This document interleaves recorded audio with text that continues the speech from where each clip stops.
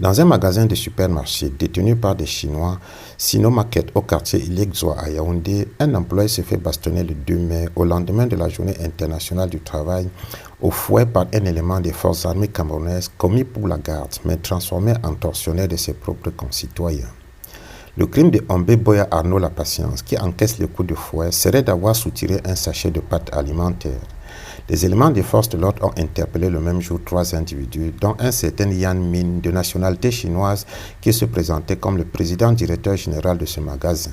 Après une vive condamnation sur les réseaux sociaux, le ministre du Travail et de la Sécurité sociale, Grégoire Oona, a fait une descente dans le magasin.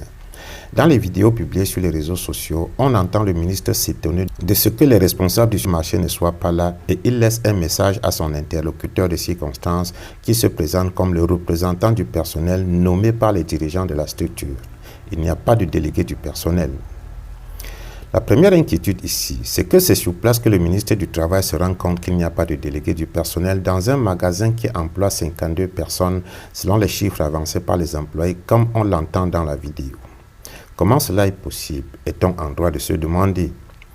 Le 2 octobre 2025, le même ministre avait pourtant signé une décision fixant la date du déroulement des élections des délégués du personnel pour la mandature 2026-2028 au 13 janvier 2026.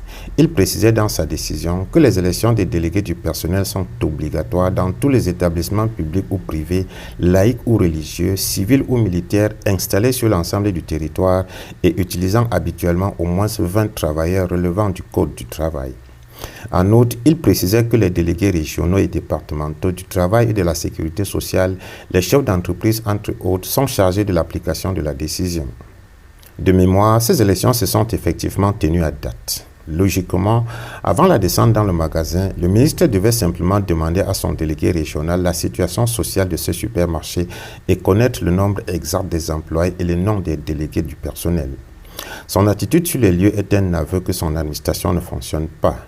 Les élections des délégués du personnel ayant eu lieu depuis le 13 janvier 2026, comment se fait-il que Sino Market n'en ait pas?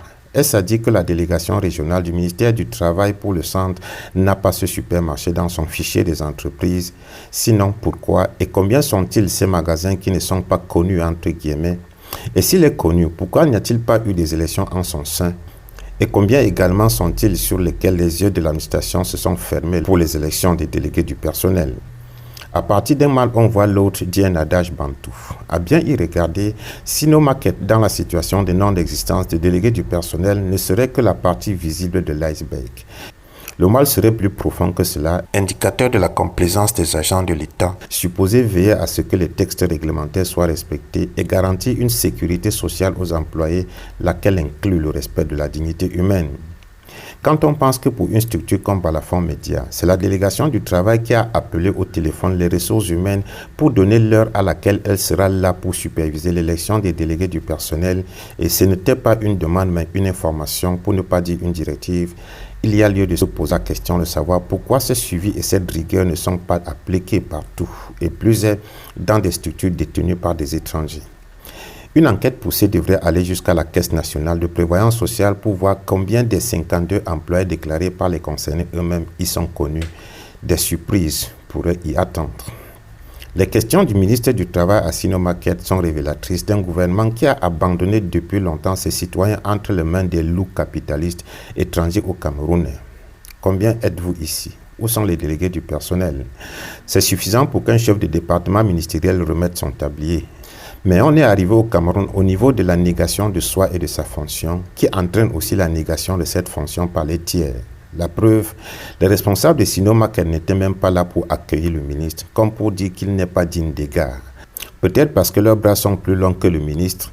C'est également cette négation de la fonction du ministre qui n'est plus crédible qui a poussé les populations à vouloir en finir avec ce magasin, obligeant le sous-préfet à ordonner sa fermeture.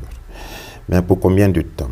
Le PDG de Sino Market interpellé sera-t-il présenté devant le juge, inculpé pour complicité de traitement inhumain et dégradant, alors que le Cameroun s'agenouille devant son pays pour des sarderies? Ne dit-on pas que qui donne commande?